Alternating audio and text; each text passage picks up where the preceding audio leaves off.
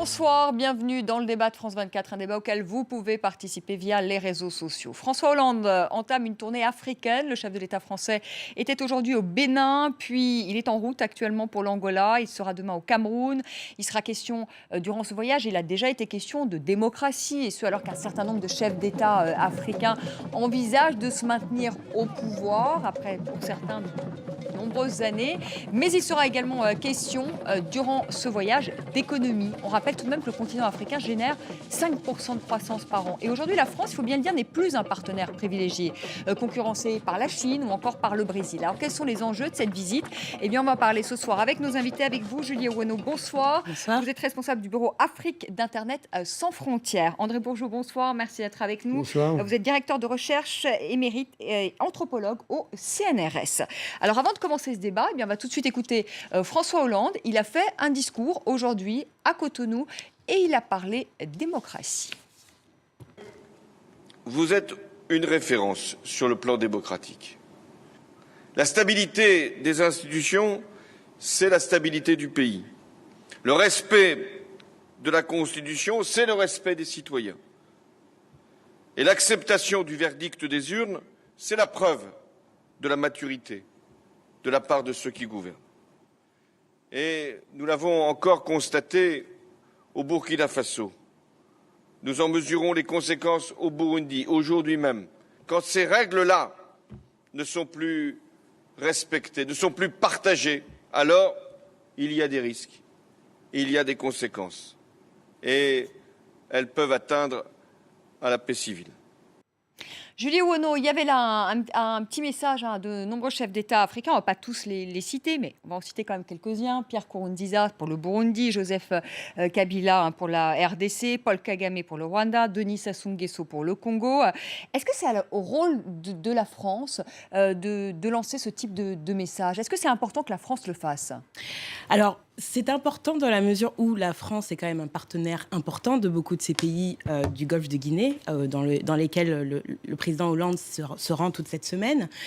Mais en même temps, ça relève aussi d'un certain anachronisme qui est de moins en moins, je dirais, supporté par aussi bien les citoyens que par les médias. D'ailleurs, si vous regardez aujourd'hui ce qui se dit dans les journaux africains sur cette visite, il y a aussi un rappel à ce que la France cesse un certain interventionnisme politique qui a pu avoir cours dans l'histoire des relations entre la France et l'Afrique, et particulièrement en Afrique de l'Ouest.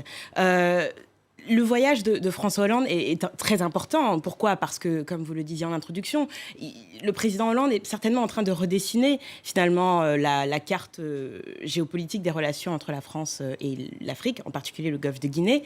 Il le fait d'autant plus à un moment où effectivement de nouveaux acteurs viennent un peu perturber un peu on pourrait dire un peu le monopole occidental qui existait encore dans cette région jusqu'à il y a très peu longtemps. Et cette carte géostratégique se redessine aussi à la lumière d'une critique très forte aujourd'hui de la part des populations africaines, de la part des hommes politiques africains d'opposition, de la part même des médias, sur peut-être une sorte de désuétude et un certain anachronisme, je le redis encore, de la politique que la France a pu pratiquer. Il y a un aspect néocolonial finalement. C'est ce qu'on reproche encore à la France quand elle fait ce type de discours, André Bourgeot? Alors moi je ne dirais pas que le contenu des propos sont des contenus de type néocoloniaux. La France est quand même le pays des droits de l'homme et de la démocratie. Le discours que vient de prononcer le président Hollande s'inscrit aussi dans un mouvement populaire qui est loin d'être négligeable.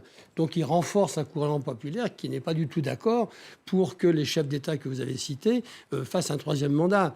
Donc c'est quand même un apport politique qui est loin d'être négligeable, par-delà toute appréciation de nature politique. Donc je pense aussi que c'est un peu son rôle. Si la démocratie a une valeur universelle, on ne peut pas la réduire à des circonstances de type culturel. C'est un peu ça le message que le président Hollande a voulu énoncer. Moi, ce qui m'intéresse, c'est le retour de la France en Afrique qu'on peut dater depuis les années 2010-2011, pratiquement dans tous les domaines. D'abord dans le domaine politique et militaire, avec l'intervention de l'opération Serval au Mali, et ensuite la transformation de l'opération Serval en opération Barkhane. Ça, c'est la dimension militaire. Ensuite, il y a maintenant la dimension plus politique, puisque on n'est pas sans savoir quand même que le Premier ministre béninois était quelqu'un recommandé par le Premier ministre, le ministre des Affaires étrangères françaises.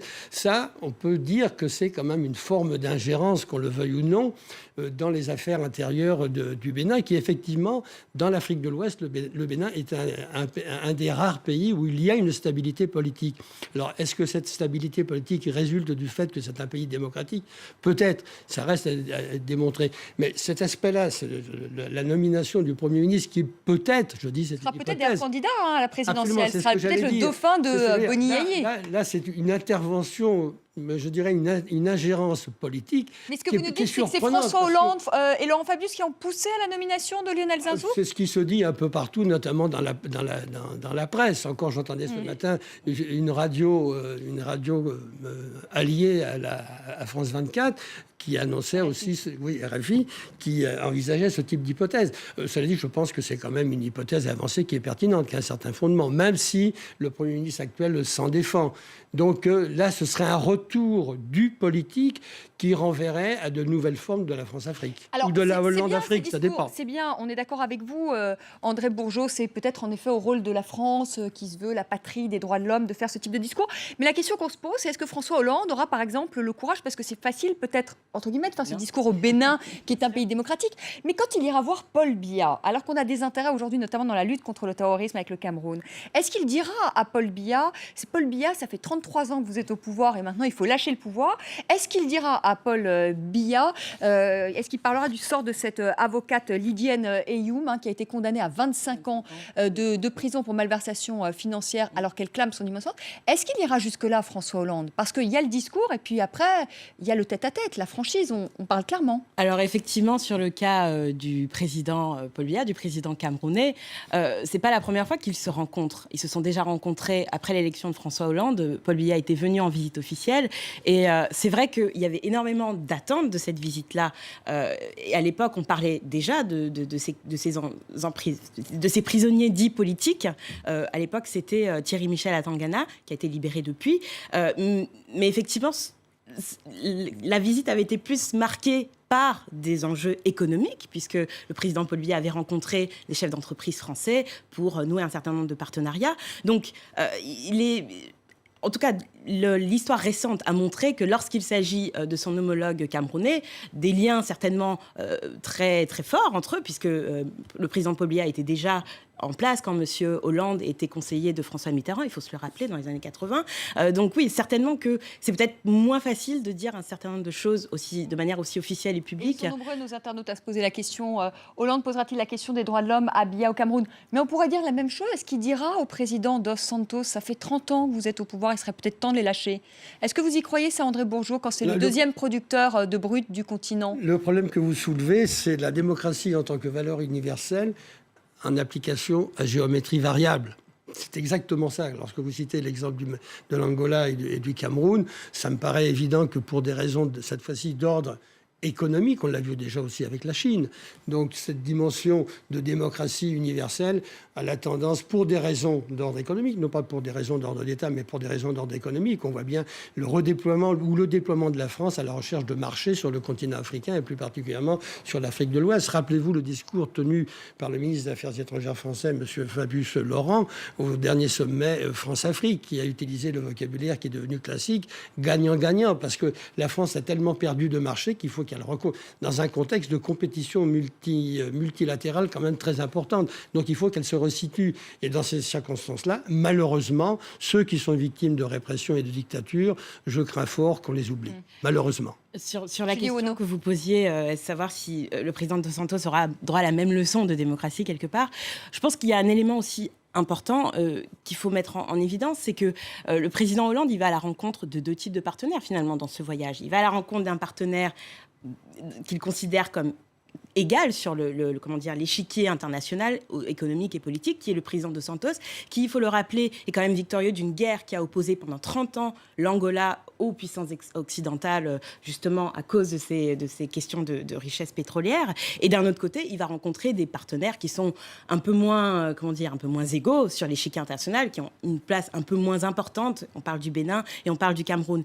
Mais pour revenir, en fait, sur l'objet, l'ambiance un peu de cette visite, je pense que c'est important. Et d'ailleurs, le président Hollande, je pense, en est conscient, et d'ailleurs son équipe aussi, qu'il y a de plus en plus une critique, comme je disais tout à l'heure, très forte de la politique française en Afrique. Et cette critique n'est plus circonscrite à des cercles considérés comme radicaux ou peut-être d'extrême gauche. Je pense par exemple à la question du partenaire financier qui lie beaucoup de pays de l'ex-empire colonial français, en Afrique de l'Ouest et centrale, à la France. Un lien financier qui est matérialisé par une monnaie qui s'appelle le franc CFA. Pendant longtemps, cette monnaie était un peu l'apanage de certains économistes qui étaient très peu audibles dans le débat dit mainstream, grand public. Mais aujourd'hui, on se rend compte qu'y compris des technocrates, y compris des médias français et africains, questionnent l'efficacité de ce partenariat et son caractère gagnant-gagnant, comme vous le disiez tout à l'heure. Il y a également sur la question des interventions militaires et de la coopération militaire entre la France et les pays africains. Elle aussi est victime objet de nombreuses critiques. On se rappelle que lorsque l'opération Serval a été lancée, ou encore l'opération Barkhane, il y a eu certes beaucoup la France a été félicitée d'avoir pris le lead. On se rappelle la visite de François Hollande bien sûr, dans le nord Mali. Il avait été acclamé par les populations. Ça avait été perçu comme étant une armée de libération à l'époque. Mais ça a duré 6 ou 7 mois et ensuite ça s'est renversé. Et les critiques à l'égard des militaires français, d'une manière générale, y compris des militaires de l'ONU, c'est légion, c'est monnaie courante sur l'ensemble du territoire malien. Mais je pense qu'il est important aussi de préciser, c'est que cet interventionnisme militaire est légal, puisqu'il découle de nombreux accords de coopération militaire qui sont signés entre les pays africains et la France. Mais ces accords, encore une fois, n'ont pas fait l'objet d'une discussion démocratique. On en parle, c'est l'objet même un des objets de la visite de François Hollande. Ils n'ont pas fait l'objet d'un débat démocratique. Sur les accords de défense, vous voulez dire ? Tout à fait, puisqu'ils datent de la période post-indépendance africaine. Ils ont certes fait l'objet de certaines retouches sous la période de Nicolas Sarkozy, sous la présidence de Nicolas Sarkozy, également récemment au Mali. Mais globalement, ces accords sont critiqués parce que, effectivement, les citoyens qui sont de plus en plus informés... ne donnent pas leur point de vue. André, bonjour, pardonnez-moi, mais je voudrais reprendre, comme vous parliez tout à l'heure, des critiques aujourd'hui à l'égard de l'armée française. Quelles sont-elles, ces critiques ? Les critiques, c'est que c'est une occupation, c'est vécu maintenant comme étant une occupation. N'oubliez pas, il y a eu des manifestations à Bamako il y a 3 semaines, 1 mois, où malheureusement le drapeau français a été brûlé et piétiné, ce qui politiquement n'est pas très bon, parce que le peuple français a tendance à s'identifier au drapeau. Mais c'est l'expression quand même d'un mécontentement important. Ça renvoie au fait que, se dit d'une manière assez évidente et assez globale, que la politique française soutient le mouvement national de libération de l'Azawad, donc les rebelles Touaregs. Ça se dit partout, ça s'écrit aussi. Mais je voudrais revenir sur cette notion de démocratie à géométrie variable. Les accords de paix d'Alger n'ont jamais fait l'objet d'un débat au sein de l'Assemblée nationale malienne. Donc on se dit, mais qu'est-ce que ça veut dire ? On rappelle à nos téléspectateurs, les accords d'Alger, ce sont ces différents groupes djihadistes et Touaregs. Non, rebelles Touaregs, pas djihadistes. Rebelles Touaregs, notamment, qui se sont retrouvés à Alger pour négocier une paix au nord Mali. Et ils sont parvenus, en tout cas c'est ce qui est écrit sur le papier. Absolument. Mais ce que je voudrais souligner, c'est que ça n'a pas fait en aucun cas, ni en amont, ni pendant, ni après encore, l'objet de débat au sein de l'Assemblée nationale. Alors quand même, une Assemblée nationale incarne aussi la souveraineté du peuple malien. C'est une dimension populaire quand même qui est là. Donc quelque part, on se dit c'est des négociations qui se font peut-être aussi dans le dos du peuple malien. Et d'où le fait qu'il y a des expressions de mécontentement qui se diffusent de plus en plus par rapport à ces accords d'Alger, qui ont des difficultés d'application énormes. Julie Owono, on peut dire aujourd'hui que la France n'est plus un partenaire privilégié de l'Afrique, parce qu'aujourd'hui on voit la Chine, je pense notamment à ces EM à Cotonou, ils viennent tous de Chine, à ces routes qui sont construites en Angola par les Brésiliens, et pourtant il y a quand même beaucoup d'argent. Je pense notamment à l'Angola qui veut aujourd'hui diversifier son économie, qui repose essentiellement sur le brut. Là il y a de grosses affaires à faire, et la France n'est plus un partenaire privilégié. Alors je pense qu'il faut scinder peut-être peut-être de quel partenaire africain on parle. Si l'on parle de partenaire angolais, il dépendait, jusqu'à il n'y a pas très longtemps, d'une aire géographique bien particulière qui est l'ère lusophone en Afrique. Si l'on prend par contre les pays africains francophones, le partenariat privilégié demeure, puisque, sans parler de la langue, les deux parties partagent une histoire commune, partagent des liens financiers très forts, parce que, je l'évoquais tout à l'heure, il y a la monnaie, le franc CFA, qui est non pas imprimé, enfin, le billet mais on se fait n'est pas doubler. imprimé. On se fait doubler quand même. On se fait doubler en Algérie, commence à se faire doubler par les Chinois, on se fait doubler par les Indiens, on se fait doubler par les Brésiliens. Oui, les BRICS, bah oui. Mais dans On n'est quelle- plus si privilégiés que ça quand même. Au dans niveau des quelle banques, mesure la Chine vient de créer une banque qui est particulièrement intéressante, une banque d'investissement dans les infrastructures. Donc les Chinois sont très présents aussi dans la construction, développement des routes, des chemins de fer, etc. Donc il y a une concurrence quand même extrêmement importante. Et face à cette concurrence, est-ce que la politique française fait le poids? C'est pas évident. Non, ce n'est pas évident, mais je maintiens quand même l'idée selon laquelle il existerait un partenariat privilégié entre les Africains francophones et les dirigeants français, le pays de la France. Parce que tout simplement, comme je l'évoquais tout à l'heure, il y a un certain nombre de liens que les Chinois ne peuvent pas venir casser. Bien sûr, il y a et c'est très bien. D'ailleurs, c'est appelé des vœux de nombreux chefs d'État, mais également de nombreux analystes africains. C'est très bien qu'il y ait cette concurrence-là aussi en Afrique, parce que ça permet de se faire un peu sa part du gâteau quand on est du côté africain. Mais vous parlez des liens, mais finalement, c'est des liens affectifs liés à notre Non, histoire. Quand les Chinois viennent, ils viennent vendre des choses qui sont peut-être 5 fois moins chères que ce que les Français vendent. Mais quand peut-être de moins bonne qualité, je ne sais pas. Bien sûr, mais quand vous avez par exemple des mécanismes financiers qui sont je veux dire, le franc CFA est quand même arrimé à l'euro. Il est imprimé non pas à Abidjan ni à Yaoundé, mais il est imprimé à Clermont-Ferrand, c'est-à-dire la monnaie utilisée pour les échanges commerciaux dans les zones d'Afrique de l'Ouest et d'Afrique centrale. Donc je pense que c'est intéressant. Et d'autre part, il y a la langue. D'ailleurs, le président Hollande l'avait dit lorsqu'il était au sommet de la francophonie à Dakar en 2014, que c'était un espace, une ère d'influence importante pour le français et pour les populations qui pratiquent cette langue-là. Donc oui, la France est bien sûr mise en concurrence, et c'est le jeu, la loi du marché, mais elle reste néanmoins quand même assez privilégiée, en tout cas pour l'instant, dans le cœur de nombreux dirigeants africains. André Bourgeaud, on reste un partenaire privilégié. Vous êtes d'accord avec Julie Owonneau parce qu'on a une histoire commune, parce qu'il y a une monnaie, le franc CFA, arrimé justement à l'euro, ou ça vous fait sourire? Ça joue incontestablement un rôle. Quant à dire que c'est privilégié, je dirais que cette notion de privilège tente à s'amenuiser d'une manière assez sensible, y compris dans la conquête de marché, y compris sur la présence. Vous faisiez référence à la présence de la coopération chinoise.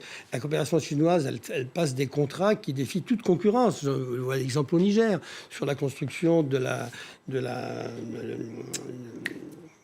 pétrole à côté de Zinder. Exxon était sur le coup. Ils ont fait des propositions, les Chinois ont fait des propositions qui défiaient toute concurrence. Ils interviennent dans la construction de routes, etc. Et ils sont partout en Angola. Je me rappelle les avoir vus même dans le centre du pays, à Wambo. Ensuite se pose le problème de la manière dont les Africains se représentent les Chinois, y compris au niveau des conditions de travail. Et là, on ne peut pas dire que ce soit particulièrement positif. Les conditions de travail dans les sociétés chinoises qui utilisent du personnel africain, c'est loin de respecter nos traditionnelles lois sur le travail. Mais en tout état de cause, sur le plan économique et probablement prochainement, ça veut dire dans les mois qui viennent ou dans l'année qui vient, les banques chinoises deviendront influentes sur le continent africain. Il n'y a pas de raison.